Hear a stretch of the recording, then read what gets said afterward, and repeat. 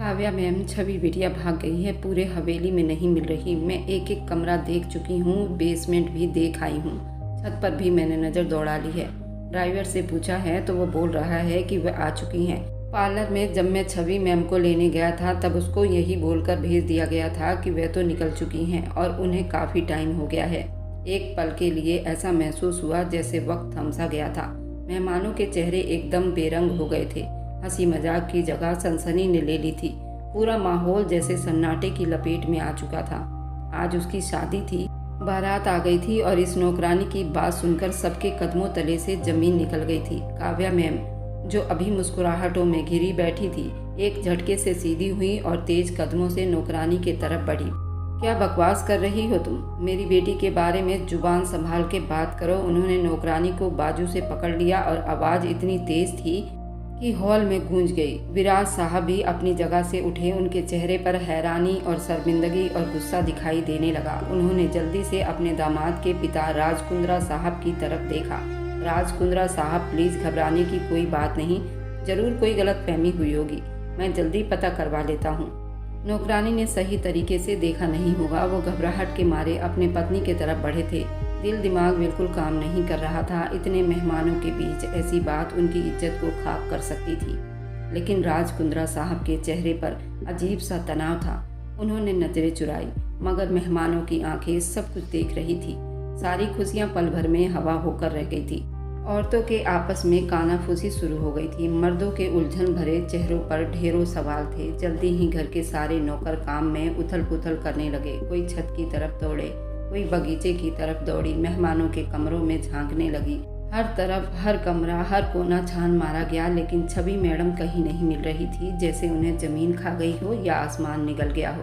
Kavya madam की आंखों से आंसू बहने लगे थे, मगर वह सब्र किए खड़ी थी। नहीं, मेरी बेटी ऐसा कुछ नहीं कर सकती। छवि कहीं गई नहीं है, वह अंदर ही होगी। उनके शब्द जैसे खुद को झुठलाने की कोशिश कर रहे हों।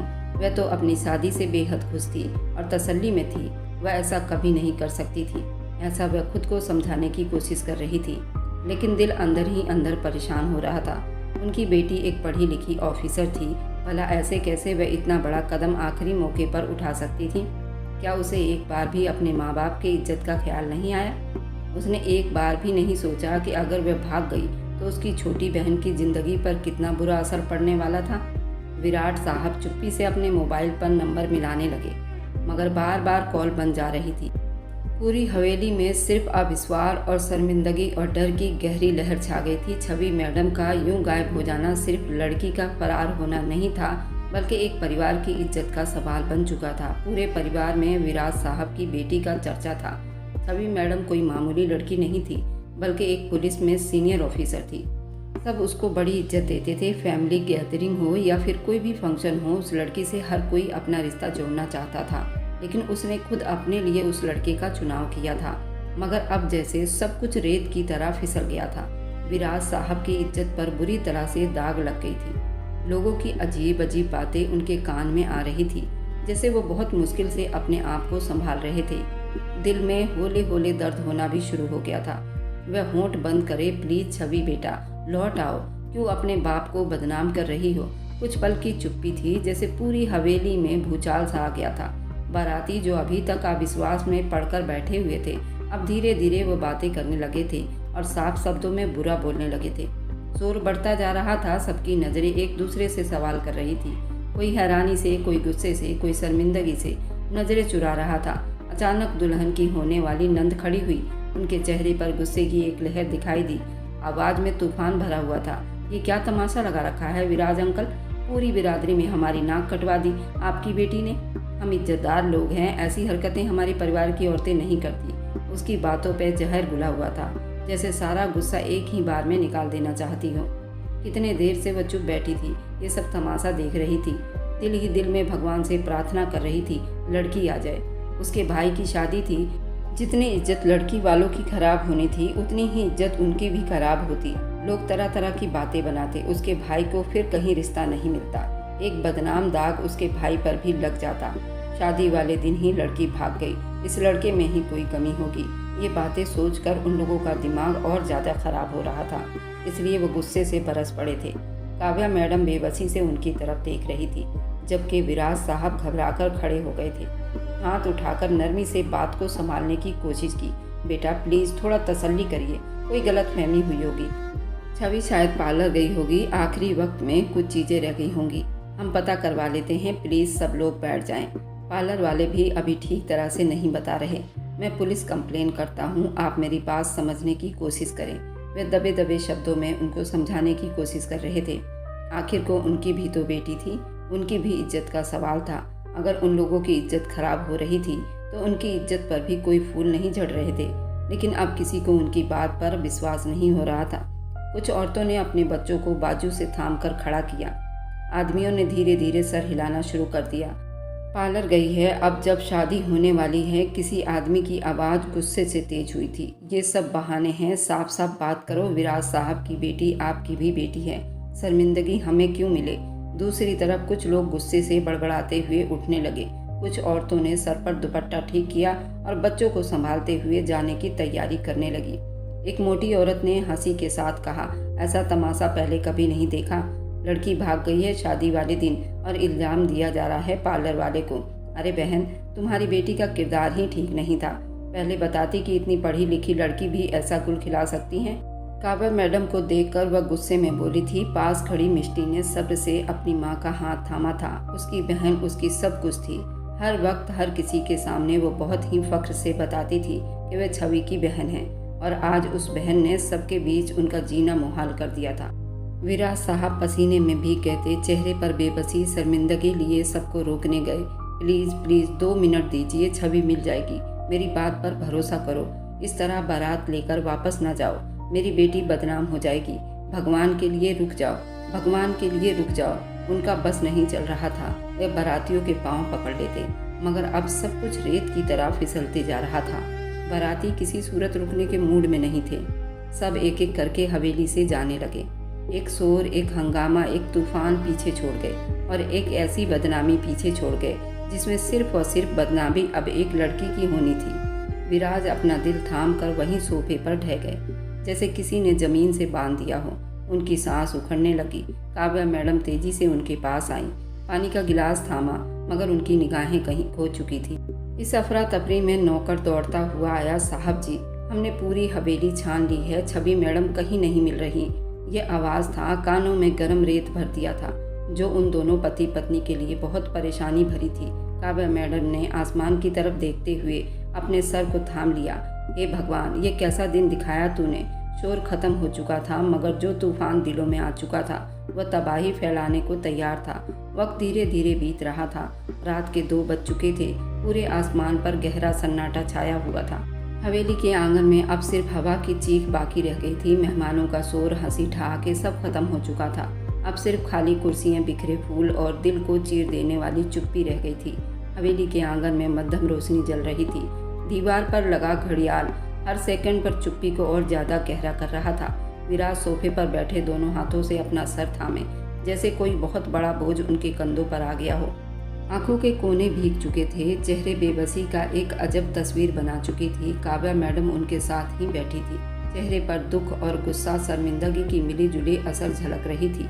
कुछ पल करीबी रिश्तेदार अभी यहाँ मौजूद थे, जो किसी तसल्ली के बजाय बस चुप तमाशा देख रहे थे, ताकि उनको कोई बात मिल सके, अपने परिवार में फैला सके। रिवाज साहब ने एकदम सर उठाया और काव्या मैडम की तरफ पलट कर देखा। आवाज़ तेज हो चुकी थी, जैसे अंदर का सारा मलाल बाहर आ गया हो। कहाँ है तुम्हारी बेटी, कुछ पता है तुम्हें? काव्या, कितनी बेइज्जती हुई है हमारी, क्या क्या बातें बना रहे थे, सब थू थू कर रहे थे हम पर। उनके आंसू अब बेकाबू हो चुके थे। आवाज़ में कपकपाहट और दिल में बहुत गहरा घाव। वह कब तक चुप्पी लगा कर रखते? आखिर को इंसान थे, कब तक सब्र करके बैठते? कुछ न कुछ तो सोचा ही था। काव्या ने भी आंखें मीच ली, मगर गुस्से से बोल उठी, मैंने तो कहा था वक्त पर शादी कर दो, मगर नहीं, आपको तो उसकी पढ़ाई की फिक्र थी। ये लीजिए नतीजा, सही नाम रोशन किया है आपकी लाडली बेटी ने। अगर मैंने छूट दी थी तो तुम उसकी अच्छी परवरिश करती। ये परवरिश की है तुमने। माँ के हाथ में होती है औलाद की परवरिश। मैंने तो कभी बेटियों से लाड नहीं किया, तुम ही दिन रात उसके आगे पीछे फिरती रही। विराज का चेहरा अब गुस्से से लाल हो गया था, हाथ कांप रहे थे। उस पर एक मासूम सी आवाज़ हवा में गूंजी, उनकी छोटी बेटी सोफे के किनारे सिमटी बैठी आंखों में आंसू लिए बोली, प्लीज मम्मी पापा आप दोनों चुप हो जाओ। अगर हम आपस में ही लड़ेंगे दीदी को कौन ढूंढेगा? वह जहाँ भी होंगी अकेली डर रही होंगी। पता नहीं उनके साथ क्या हुआ है, ये जाने बगैर उस पर इल्जाम लगा रहे हो। विराज साहब ने बेबसी से उसे देखा, जैसे उसकी बात दिल पर लगी हो। फिर सर झुका लिया। क्या छवि को तलाश करें? अब सब कुछ बर्बाद हो चुका है। इज्जत, रिश्ता, भरोसा, सब कुछ। उनकी आवाज़ उभर आई।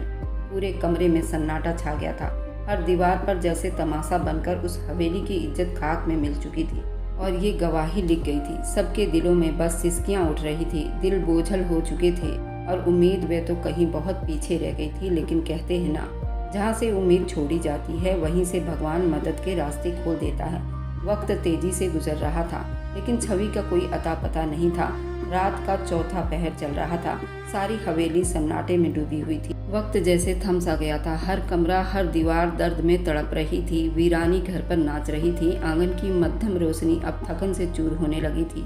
सब लोग अपनी जगह चुप बैठे थे। उस तबाही ने किसी को सोने नहीं दिया था। दिलों में बस एक ही प्रार्थना थी, छवि ठीक हो, वापस आ जाए। एक दो बार काव्या मैडम ने विराज साहब को समझाया, अब थोड़ी देर आराम कर लो, मगर उन्होंने मना कर दिया था। उनकी बेटी का कुछ अता पता नहीं था। ऐसे कैसे वे सो जाते? उनके जमीर उन्हें सोने नहीं दे रहा था। वक्त तेजी से बीतने लगा था। करीब कुछ पल बाद कदमों की आवाज़ सुनाई दी थी। दरवाजे की हल्की सी आवाज़ उभरी, जैसे किसी ने बहुत धीरे से उसे खोला हो। निगाहें एक साथ उस दरवाजे पर उठी थी और फिर सांस जैसे रुक सी गई थी। जो मंजर आंखों के सामने था वह जान निकाल लेने के लिए काफ़ी था। दरवाजे पर छवि खड़ी थी, बिखरे बाल, चेहरे पर धूल मिट्टी, आंखों में अजीब सी वीरानी, होंठ सूखे, पाँव नंगे। कपड़ों का हाल भी खराब था, जैसे कई कांटे चुभे हों। वह बहुत सुस्त कदमों से अंदर आ रही थी। उसका बदन जैसे अंदर ही टूट चुका था, जैसे हर सांस उसके अंदर से छीन ली गई हो। आंखों में वीरानी, चेहरे पर उदासी। उसे देखकर बहुत कुछ गलत होने का एहसास हो रहा था। विराज साहब, काव्या मैडम की सांस जैसे थम सी गई थी। सारे मेहमान फटी फटी निगाहों से छवि का बर्बाद चेहरा और जिस्म देख रहे थे।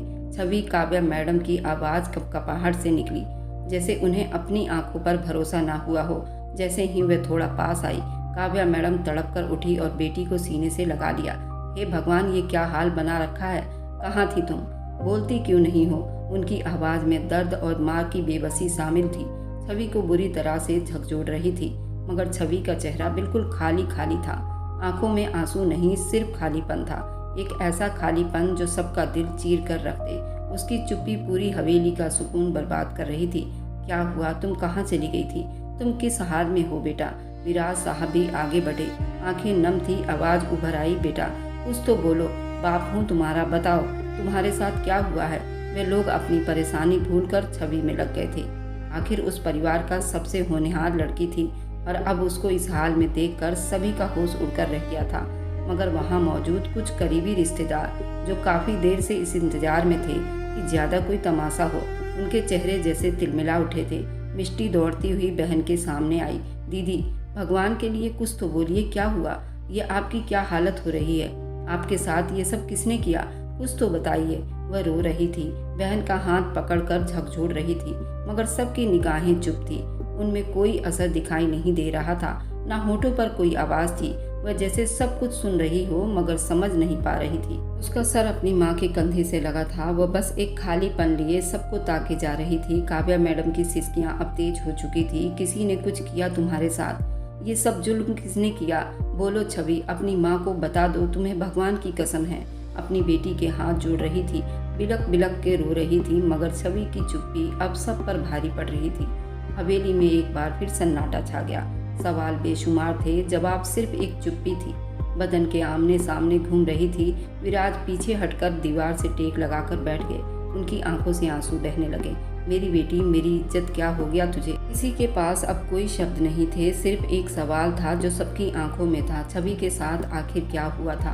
वह बहुत मुश्किल से अपने आप को छुड़ाकर अपने कमरे की तरफ बढ़ गई थी। उसमें अब हिम्मत नहीं थी। कदम भारी, कंधे झुके हुए, उसकी हालत बहुत बुरी थी।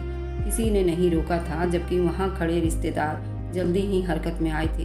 पूरे परिवार में ये बात आग की तरह फैला दी गई थी। छवि रात के 4 बजे बिखरी हालत में लौटी।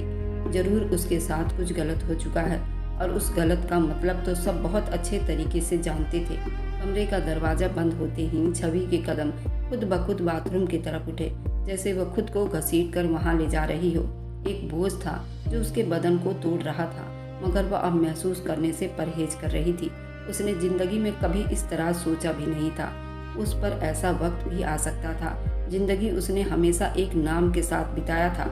अपनी नाक पर मक्खी भी बैठने नहीं देती थी और अब पूरा किरदार उसका बर्बाद हो गया था। उसकी पूरी साख खराब हो चुकी थी। इतने सालों में बनाई हुई इज्जत पल भर में बर्बाद हो चुकी थी। दरवाजा बंद करके उसने शावर को ऑन किया और फिर बगैर कुछ सोचे, बगैर कुछ महसूस किए वह कपड़े समेत पानी के नीचे खड़ी हो गई। पानी टप टप उसके ऊपर बरसने लगा, मगर वह हिल तक नहीं रही थी। अब उसकी आंखों से आंसू बहना शुरू हो गई थी। आंखों से आंसू बह रहे थे, मगर चेहरे पर कोई असर नहीं था। पानी के कतरे उसके चेहरे से बहते आंसुओं को छुपाने की कोशिश कर रही थी, मगर उसके दर्द को न छुपा सके। दिल चीख रहा था, आत्मा रो रही थी, लेकिन होंठ सिले हुए थे। कपड़े उसके बदन से लिपटे हुए थे, लेकिन उसे कुछ महसूस नहीं हो रहा था। वह बहुत बेबस लग रही थी, जैसे जिंदगी उससे कोई बहुत बड़ा हिसाब ले चुकी थी और अब सिर्फ एक खाली खोल बाकी रह गया था। कुछ पल ही बीते थे कि कमरे का दरवाजा खुला। मिष्टी अंदर आई। दीदी। उसने आसपास नजर दौड़ाई, मगर छवि कहीं दिखाई नहीं दे रही थी। फिर वॉशरूम से आते शावर की आवाज पर उसका दिल दहल गया। वह जल्दी दरवाजा खोलकर अंदर दाखिल हुई। सामने का मंजर देखकर उसका दिल दहल गया। हे भगवान! मिष्टी भागती हुई उसके पास आई, शावर बंद किया और छवि के कंधे को थामा। ये क्या कर रही हो? पागल हो गई हो क्या? कपड़े समेत पानी के नीचे खड़ी हो। उसने छवि का हाथ थामा, बाहर ले जाने की कोशिश की, मगर छवि की हालत पत्थर की हो चुकी थी। दीदी, कुछ तो बोलो, मुझे तो बताओ क्या हुआ है? कहाँ रह गई थी तुम? हम सब कितनी बदनामी झेल चुके थे। पापा का दिल बैठ गया और ये क्या हाल बना रखा है आपने? जाने से इतनी तकलीफ नहीं हुई दीदी, लेकिन आपकी इस हालत से हो रही है। मैं आपके आगे हाथ जोड़ रही हूँ, प्लीज कुछ तो बता दीजिए। लेकिन आवाज़ वहीं का वहीं था। मिष्टी की आवाज़ उभर आई थी, आंखों से आंसू बह निकले थे, मगर छवि अपना मुंह नहीं खोल रही थी। चुप से सिर्फ मिष्टी को देख रही थी। उसकी आंखें गवाही थी किसी बहुत बड़े तूफान की, जो उसके अंदर आकर सब कुछ बहाकर ले गया था। बोलो ना दीदी, मैं तुम्हारी बहन हूँ, मुझसे भी क्या छुपाना है? तुम्हारी चुप्पी मुझे मार डालेगी। मिष्टी ने उसे जोर से झकझोरा था, लेकिन छवि की नज़रें बस उसे देख रही थी, जैसे वह उसे पहचानने की कोशिश कर रही हो, जैसे वह सब कुछ भूल चुकी हो, या शायद सब याद है मगर शब्द मर चुके हों। कमरे की हवा बोझल हो चुकी थी। दर्द दीवारों से टपक रहा था और छवि बस एक जिंदा लाश बनकर खड़ी थी। ना कुछ कहा, ना कोई बात की, सिर्फ एक सूखी चुप्पी जो चीखों से भी ज्यादा दर्दनाक थी, जो दिल दहलाने वाली थी। वक्त धीरे धीरे बीत रहा था। दिन हफ्तों में और फिर महीनों में बदल गई थी, लेकिन छवि की हालत ज्यों की त्यों थी। उसने अपनी ड्यूटी भी रिजाइन कर दी थी। वह ड्यूटी करने भी नहीं जा रही थी। कई बार काव्या मैडम ने वहां खबर भिजवाने की कोशिश की, मगर कोई जवाब नहीं मिल रही थी। वक्त पर खाना मिल जाता तो दिल मार कर 2 निवाला खा लेती, ना कोई सवाल करती। अपने कमरे तक बंद होकर रह गई थी। उसने सीख लिया था चुप रहकर जीना। उसको देखकर किसी जिंदा लाश की तरह मालूम पड़ता था, एक ऐसी जिंदा लाश जो बस सांस ले रही थी, लेकिन जज्बात, एहसास सब कुछ मर चुके थे। आज मामूली सा दिन था। कमरे में धीमी रोशनी जल रही थी। रात का पिछला पहर था। विराज साहब और काव्या मैडम अपने बिस्तर पर बैठे बेचैन निगाहों से छत को तके जा रहे थे। कमरे में सन्नाटा छाया हुआ था, मगर दिलों में एक तूफान उठा था जो जुबा पर आकर चुप्पी को तोड़ने को बेताब थी। 1 महीना हो गया था। काव्या मैडम और विराज साहब ने गहरी सांस लेते हुए अपनी चुप्पी को तोड़ी। मेरी बेटी को क्या हो गया है? मैं तो कुछ नहीं कहता, उसे कोई इल्ज़ाम नहीं दिया। मैंने कितनी बदनामी सही। अब लोग हम पर गलत निगाहें डालकर बोलते हैं। ये सब बर्दाश्त कर रहा हूँ मैं, लेकिन छवि, वह तो जैसे पूरी चुप्पी की तस्वीर बन चुकी है। मुझे उसकी ऐसी हालत बर्दाश्त नहीं हो रही। उसको बोलो कि वो पुरानी छवि बन जाए। मुझसे अब ये सब नहीं देखा जाएगा। कभी मैडम ने थकी थकी निगाहों से पति को देखा। चेहरे पर अफसोस, बेबसी की झलक दिखाई दे रही थी। मैंने भी कितनी कोशिश की है विराज, उससे हर तरह से बात करके देख लिया है। कभी नरमी शब्दों में, कभी गुस्से में, कभी माँ बनकर, कभी दुश्मन बनकर। ताने दिए, डांटा, मगर बस एक चुप्पी की लहर में खो गई है। न कुछ बोलती है, न जवाब देती है। विराट साहब ने अपना सर थाम लिया। आंखों में नरमी उतर आई। काव्या, प्लीज उसे अब ताने मत दो। मेरी बच्ची इतनी बुरी नहीं, मैं जानता हूँ। वह बहुत अच्छी लड़की है, उसकी परवरिश में कोई कमी नहीं थी। हाँ, हालात शायद ऐसे हो गए थे। मैं खुद भी बेबस हो गई थी। काव्या मैडम चुप हो गई। कुछ देर बाद धीरे से बोली, क्या करें विराज? कुछ तो सोचा होगा, वह दिन ब दिन खाली होती जा रही है। मैं तो डरने लगी हूँ उसकी चुप्पी से। भगवान न करे किसी दिन हम लोग ना रहें तो वह अपने साथ कुछ कर न ले, हम कहीं के नहीं रह जाएंगे। विराज साहब काव्या की बातें सुनकर बोले थे, मैंने कल एक औरत को बुलाया है। विराज साहब ने धीमी आवाज में कहा, वह रिश्ता लेकर आ रही है। सोचा है शायद कोई अच्छी बात बन जाए, सभी को एक नई जिंदगी मिल जाए। काव्या ने चौंक कर उन्हें देखा। रिश्ता? कैसा रिश्ता? कौन है वह लड़का? किस परिवार से है? और उनकी माँ को क्या उन्हें पता है हमारी बेटी के साथ क्या हो चुका है? विराज, आप देख लेना, अगर उसने कल छवि को कुछ भी कहा तो बहुत हर्ट हो जाएगी। पहले ही उसके कान में हर हकीकत डाल देना ताकि किसी बात के लिए कोई परेशानी का सामना न करना पड़े। विराज साहब ने हल्की बेचैनी से मुंह मोड़ा। बस इतना मालूम है कि लड़का अच्छा है, पढ़ा लिखा है, कहीं बाहर नौकरी करता है। कल वे लोग खुद आकर मिलेंगे, वही सब बात हो जाएगी। लेकिन हमें लड़की की माँ से बात कर लेनी चाहिए, वही सब कुछ बता सकती है। विराज साहब ने जांच पड़ताल की। कहा, अभी तो बस औरत आ रही है रिश्ता लेकर, हो सकता है कल लड़का और उसकी माँ भी आ जाए। कल देखते हैं, बैठकर अच्छी तरह बात कर लेंगे। अगर सब ठीक हुआ तो शायद छवि की जिंदगी फिर से कोई रोशनी लौट आएगी। विराज की आवाज़ में उम्मीद की एक हल्की सी किरण दिखाई दी थी, जो काव्या के चेहरे पर थोड़ा सुकून ले आई थी।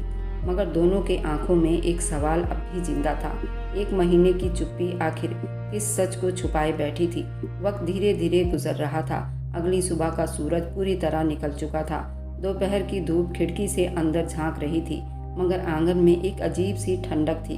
चुप्पी और गंभीरता का राज सुना रही थी। काव्या, विराज, उनकी बेटी मिष्टी सोफे पर बैठे थे। चेहरे पर सवाल थे, दिलों में बेचैनी थी। कमरे का माहौल ऐसा था जैसे कोई बड़ा फैसला उनके सर पर आकर खड़ा हुआ है। उनके बिल्कुल सामने सोफे पर एक गहरी नजरें रखने वाली, शक्ल से बड़ी सीधी सादी और इज्जतदार लग रही थी। आदमी भी ठीक ठाक था, जिसकी आंखों में कुछ था। वह शहर का एक बिजनेसमैन था। कोट पैंट में 3 पीस सूट पहना हुआ था। वे लोग साधारण बड़ी अमीर लग रहे थे। वे जिस स्टाइल में बैठे थे, उनका रोब और दबदबा दिखाई दे रहा था। कुछ पल चुप्पी थी। मैडम ने अपने बेटे की तरफ एक नज़र डाली, फिर विराज साहब की तरफ ध्यान दी। हमें पता है आपकी बेटी के साथ क्या हुआ था। उनके शब्द नरमी में लिपटे हुए थे, लेकिन असर बहुत गहरा दिखाई दे रहा था। विराज साहब ने सर झुका लिया। उनके चेहरे पर दुख का साया छुपा हुआ था और काव्या मैम ने अपने होंठ सी लिए। उर्मी मैडम ने बात चालू की, खैर मैं आपके जख्मों पर नमक नहीं छिड़कना चाहती। मेरी यहाँ आने की वजह कुछ और है। उन्होंने एक पल को चुप्पी के बाद गहरी सांस ली। वेद के लिए आपकी बेटी का रिश्ता लेकर आई हूँ। काव्या और विराज ने चौंक कर उसकी तरफ देखा। मिष्टी का चेहरा हैरानी से खुला का खुला ही रह गया। हमें एक पढ़ी लिखी, सुलझी हुई, समझदार लड़की की तलाश थी। मेरी इच्छा है कि वेद की जिंदगी में कोई ऐसी औरत आए जो उसका ख्याल रख सके, उसके साथ चल सके और इस परिवार का वारिस पैदा कर सके। उनकी नजरें वेद पर पड़ी, जो बिल्कुल चुप बैठा था। चेहरे पर कोई घमंड या गुरूर नहीं था, सिर्फ एक सादगी और गहरी सोच का कोहराम था। उर्मी मैडम ने बात बढ़ाई, ये मेरा इकलौता बेटा है। पहली शादी उसके बाप ने अपने पसंद से करवाई थी। गांव की एक लड़की थी, बुरी किस्मत थी उसकी, बच्चा नहीं जन्म दे सकती थी। वैद ने कभी उसकी शिकायत नहीं की, ना जुबान खोली।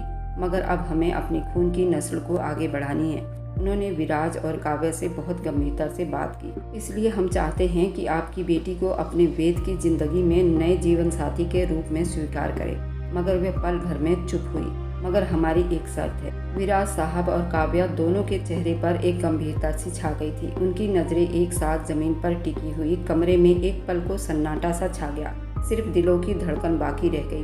बाहर हल्की सी धूप, अंदर का माहौल और ज्यादा गर्म हो रहा था। मगर अंदर बैठे सब लोगों की नजरें और ध्यान सिर्फ आने वाले शब्दों पर थी। उर्मी की आंखों में गुरूर, अंदाज में कुछ अलग बात झलक रही थी। उन्होंने कुर्सी पर जरा सा झुकते हुए नरमी से कड़वे शब्दों में कहे, हमें आपकी बेटी के बीते हुए कल के बारे में सब कुछ पता है। बदनाम जमाना कहे या जो भी, मगर हमारा वेद एक इज्जतदार है, सारे कारोबार का अकेला मालिक है। हमारे परिवार में दूसरी शादी की परमिशन नहीं, लेकिन हमें हमारा नस्ल भी तो आगे बढ़ाना है और वेद के लिए लड़कियों की कोई कमी नहीं। लेकिन हमें एक पढ़ी लिखी और नौकरी वाली लड़की चाहिए। लेकिन अब जबकि आपकी बेटी की इज्जत हर जगह बदनाम हो गई है, उसके बदले में आपको कुछ रकम देनी होगी। और पैसा ऐसा चीज़ है जो हर बुराई को छुपा लेती है। आप मेरी बात को समझ रहे हैं ना? हमने इस रिश्ते के लिए हामी इसलिए भरी क्योंकि आपकी बेटी पढ़ी लिखी। काव्या मैडम का चेहरा तन गया। वे अभी कुछ कहने लगी थी कि उर्मी मैडम ने अपनी बात चालू रखी। बस हमें दहेज थोड़ी ज़्यादा चाहिए, आप समझ सकती हैं। इतने बड़े परिवार में भी कुछ बातें नरमी से हासिल करनी पड़ती है। ये सब सुनते ही काव्या मैडम की आंखों में चमक की लहर आ गई, मगर गुस्से की। उन्होंने कहा, मगर बहन, ये तो लड़की की सेफ्टी होती है, एक माँ के दिल की तसल्ली, और फिर हमारी बेटी जिस परेशानी से गुजर रही है, क्या आप समझ सकती हैं? हमें ये सेफ्टी ज़रूरी है। उर्मी मैडम हल्का सा मुस्कुराई, मगर वह मुस्कुराहट नरमी की नहीं, गुस्से की थी। देखिए काव्या जी, मर्जी आपकी है, हमारे वेद के लिए लड़कियों की कमी नहीं। बस हमें लगा कि शायद आपकी बेटी को एक इज्जतदार नाम देकर हम कुछ अच्छा कर लेंगे, मगर इल्ज़ाम ही ऐसा है।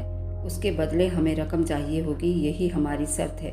रिवाज जो अब तक चुप थे, धीरे से बोले, उर्मी मैडम, आप बात को गलत मोड़ पर ले जा रही हैं। हम कोई जिद नहीं कर रहे, सिर्फ इंसाफ चाहते हैं। एक बाप होने के नाते मेरी बेटी के लिए मैं हमेशा ठीक ही सोचूंगा। मगर उर्मी मैडम ने उनकी बात काटते हुए कहा, और मैं भी एक माँ हूँ, अपने बेटे के लिए हमेशा अच्छा ही सोचूंगी। अगर एक बदनाम लड़की को अपनी बहू बना रही हूँ तो मुझे उसके ऐबों को छुपाने के लिए रकम चाहिए। उस बीच वेद चुप बैठा रहा। उसके चेहरे पर कोई असर नहीं था। वह न कुछ बोल रहा था, बस आंखें झुकाए बस सुन रहा था। कुछ पल चुप्पी में बीते, फिर काव्या ने सख्त शब्दों में कहा, ठीक है, हमें सोचने का टाइम दीजिए, हम आपको फ़ोन कर देंगे। जी ठीक है। उर्मी ने गर्दन हिलाई और वे दोनों चाय की प्याली ख़त्म करके धीरे से उठ खड़े हुए। दरवाज़ा बंद हुआ और आंगन की हवा एक बार फिर वीरान हो गई, जैसे कुछ पल पहले वहाँ मौजूद गुरूर, सवाल सब कुछ छोड़कर जा चुके थे। मगर वह बोझ पीछे रह गया था, एक ऐसा बोझ जिसमें सिर्फ व सिर्फ परेशानी थी। इसके आगे की कहानी बहुत दिलचस्प रहने वाला है। अगर इस कहानी को आपको पूरा सुनना है तो डिस्क्रिप्शन में आपको लिंक मिल जाएगा। उस लिंक पर क्लिक करके आप इस कहानी का दूसरा भाग देख सकते हैं। और मेरी वीडियो आप लोग जहां कहीं से भी देखते हैं, कमेंट में अपने शहर और राज्य का नाम ज़रूर बताइए। मुझे आप लोगों के कमेंट पढ़ने में बहुत आनंद आता है, और उन सभी का मैं बहुत बहुत धन्यवाद करना चाहती हूँ जो लोग मेरी वीडियो को देखते हैं, लाइक करते हैं और शेयर करते हैं। अगर आपको आज की कहानी पसंद आई है तो वीडियो को ज़रूर लाइक कीजिएगा और अपने दोस्तों के साथ शेयर भी कीजिएगा। और हाँ, अगर आपने अभी तक हमारे चैनल को सब्सक्राइब नहीं किया है तो ज़रूर सब्सक्राइब कर लें। मिलते हैं हम अपनी कल की एक और नई दिलचस्प कहानी के साथ। मुझ पर सदा अपना प्यार और स्नेह बनाए रखें। सभी को मेरा प्यार भरा नमस्कार। दोस्तों, खुश रहें, स्वस्थ रहें, मस्त रहें।